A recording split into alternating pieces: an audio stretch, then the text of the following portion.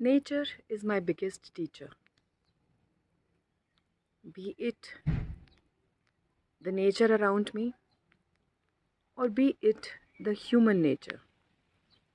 That's why I try to make a sync, a correlation between both so that I can have my wisdom of today and move on.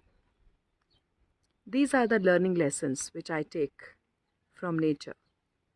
So when I look at these beautiful trees, something shake within me.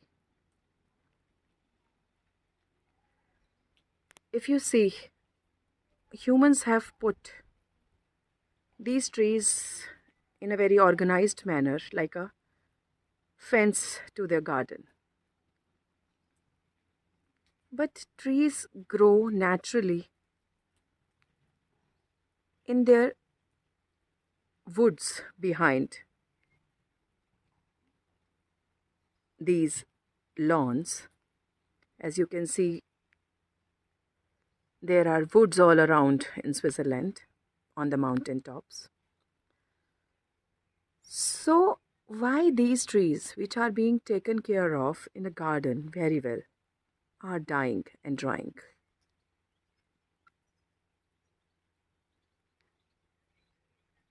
I think they are not getting proper space to grow. So, nature is finding its own way so that one tree is dying in between, another tree is struggling that I can survive. So, little part of it is dying, and few portion of the leaves are still green. They are struggling to survive, and few trees are taking nourishment from everything and they are blooming.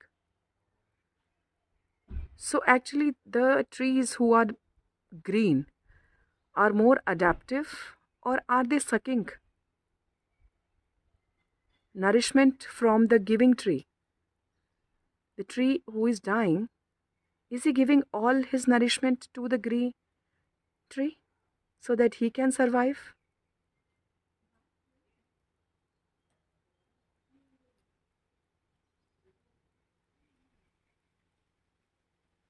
So, who is more beautiful in your eyes here? I say the green tree is beautiful,